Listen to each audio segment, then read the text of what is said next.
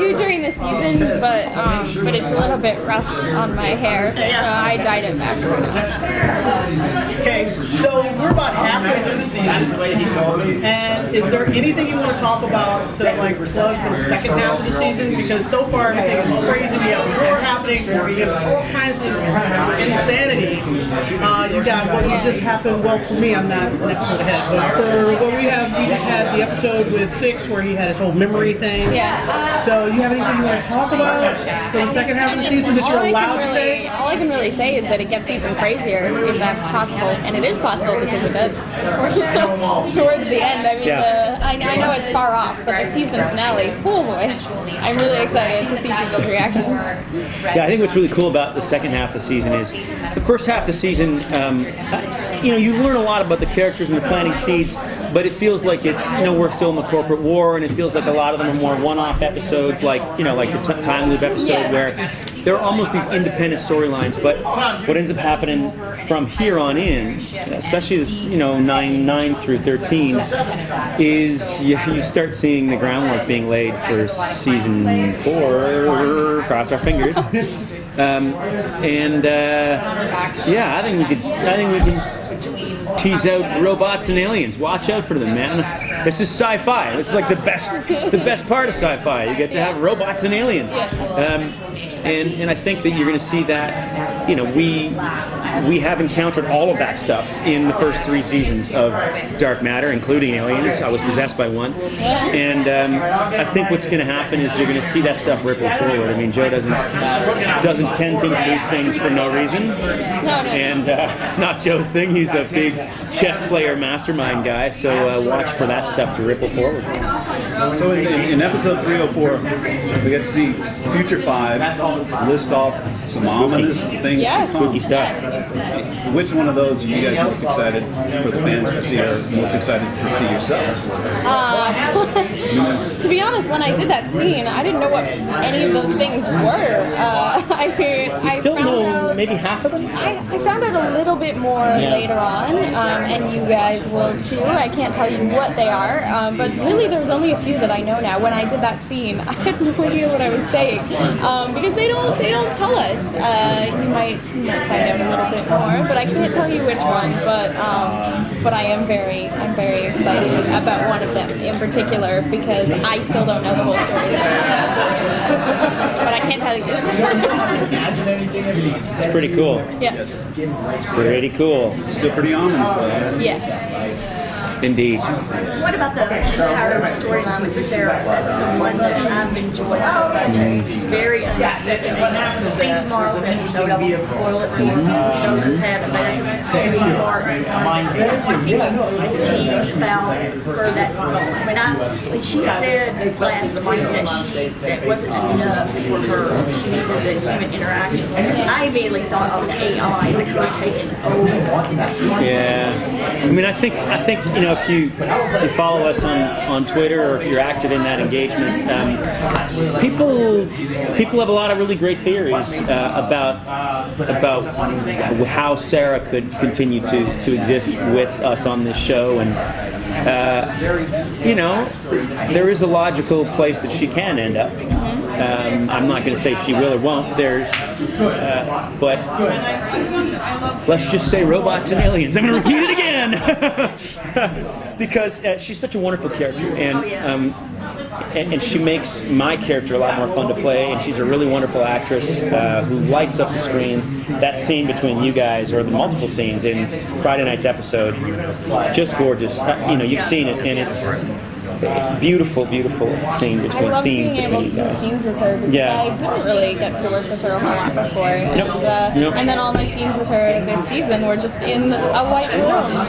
It was really nice. Pretty much all of her scenes were in a white room. Yeah. Poor her, she's in like almost every episode. She comes in, shoots them all in a white room, and leaves, and it's 4 days of shooting. That will change probably. Speaking of, you talked about the time loop episode. Yeah. And what I thought was really interesting is the first part of that episode was kind of played for comedy. Yeah. So it was pretty funny. But then it took like a left turn when everything was like dangerous, people were dying, and all of a sudden it got really serious. Yeah. Especially, it was like your character was very pivotal to know when that moment, when that break was. how did you play that, or which part of it did you enjoy playing better, and how much French do you really totally fluent in French? I do speak French. Yeah, that's. Although I could not rattle off those technical terms had they not been written. Mind you, I can't rattle them off in English either. So that was all scripted. You did improv. all the French was scripted. No, that's not true. I did improv some of the French. Did you? Yeah, I did improv some of it. Specifically in that scene where we're all sitting around at the table, and it's the last French scene where I convince everyone. And yeah, there's a few of those exchanges that where I said French stuff, and that wasn't in the script, so that was added in. But regardless, Joe also speaks French because he's also from Montreal, and that's where that connection comes in. So he knew that I spoke it from my years in Montreal, and I knew. In fact, I live in Montreal. We still have our house in Montreal, and it was 2 doors down from his cousins. And we found that out when we were on the show. I'm like, I live in St. Lambert. He says, what? My cousins are. Turns out we're on the same street, 2 doors down from each other. So yeah, that serious comedy thing. I love playing both. For sure, comedy is the rarer thing. Like, we don't get those episodes. There's moments of comedy. We don't have comedy episodes. Yeah, so I absolutely loved that because it felt unlike anything else we've seen on Dark Matter and unlike anything else I've played on Dark Matter. That said, we have another relatively comedic episode coming up. I'm very excited. Episode 9, yeah. Not this Friday, but the next. Oh yeah, it's going to be so much. It was so much fun to shoot that one. And our director in that one had done a lot of wonderful sort of comedy kind of stuff as well. So he did a really great job. I've seen the cut of that, and it is. Me too. It's really great. Might be one of my favorites for the. Yeah, I think it probably is my favorite. It's hard to narrow it down, but yeah, it's different than what we've done before. So I think people will really like it. Can you scream it for us now?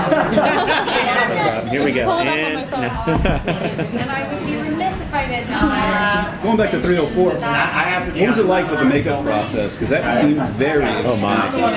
It was weird, yeah. It's very strange to look in the mirror and see yourself aged like that, and the hair and the latex all over my face, and then I had contact lenses in, and I could not see a thing. So for that entire scene, I was like totally blind. I'm like, Zoe, where's the blue light with the box thing? I couldn't see anything. So I was very relieved when I got through it without falling over or anything. But it was worth it. It looked awesome on screen. Yeah. After you did that episode where you got the script and you get to the end, say, okay, all this time has passed, I'm the last understanding really. So did you go and say, hey, so does that mean that I'm safe? Or is it, you know, that was my first thought. I was like, I don't die! And I was like, no, it's sci-fi. I don't know though, because you never know. They can write their way around anything. So I feel like I'm safe, but I'm not. I wouldn't say for sure. I'm go out and land here, not because I have any sort of script knowledge, but because I've seen every episode of the show. I'm going to say you're probably safe. I hope so. So now that you're halfway through with season 3, what's been one of your most memorable scenes that's already been released? I mean, I know we just talked about it, but I think like the aged scene was one of the most memorable. I mean, talking about all of those things in the future and just like so curious what that means, and I'm really looking forward to finding out what the rest of those things I was talking about are. So I have no idea. What was your favorite? Do you have a memorable one? I have a favorite, actually, most impactful from the first half of the season. It's the scenes in episode 4 between our characters, which felt like nothing. But as a dad who is constantly called upon to try to put life in perspective for children, the scene taught me a whole hell of a lot. And it's the stuff that you kind of know but always forget because you're always trying to actually fix things, to actually make things better. And you forget to realize that your children are their own people and that they're living this and that you can't make it better. And sometimes all you can do is just be there. And that scene was beautiful to play, and just because of my personal circumstance. Do you think that 3 is more of a father figure than 6.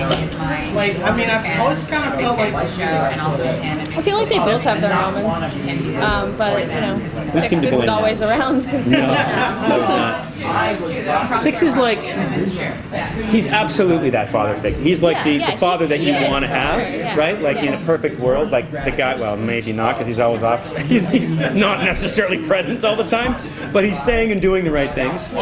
Whereas I kind of feel like our relationship might be actually more similar to my relationship with my kids, or any real father's relationship, where half the times you're saying the wrong stuff and you're like, damn it, if I were the perfect father I'd know what to say, but I don't know what to say and I don't know how to do this. And that's the fun part about 3, that he's eminently fallible.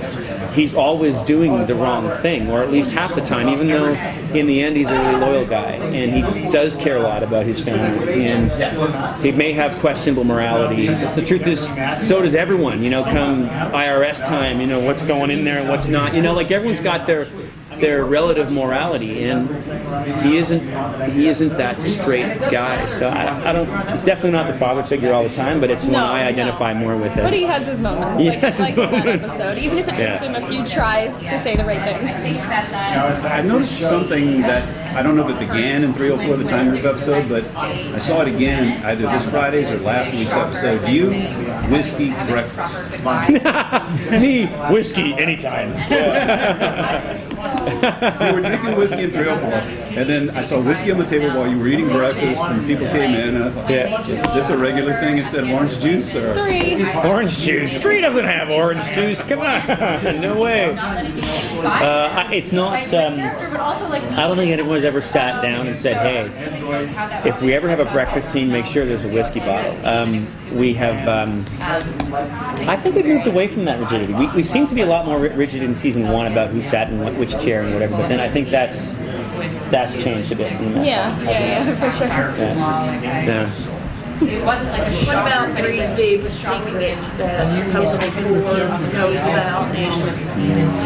You will find out. So that's something that maybe we'll find out by this. You will absolutely find out. And I love the way Joel revealed that, and I love 3's reaction to it. And that's, I forget which episode number, 11, something like that? 12? Doesn't matter. Anyway, the point is, you'll definitely find out. Yeah. they've just introduced or reintroduced the replica. They just introduced the replicas or the duplicates or whatever. Simulants. Replicants. Yes, replicants. Simulants. And they just reintroduced them, and I noticed that 2 plays the 2 characters so differently, and there's like just even the way she moves is totally different. Oh, totally. Can't tell the difference between 3 and duplicate at all. I was like, what is going on? Because your acting is very subtle, and I was looking for it, and there's nothing.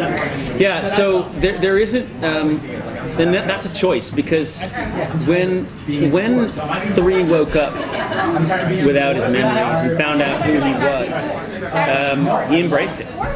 He said, no, I am that guy. Like, I'm totally the bad guy. I'm totally this. And he didn't try to fight it. And the only thing that has taken him away is Sarah. And Sarah has, and probably you as well, but the truth is we did have a relationship prior as well. So Sarah actually took me away. And I'm not the person who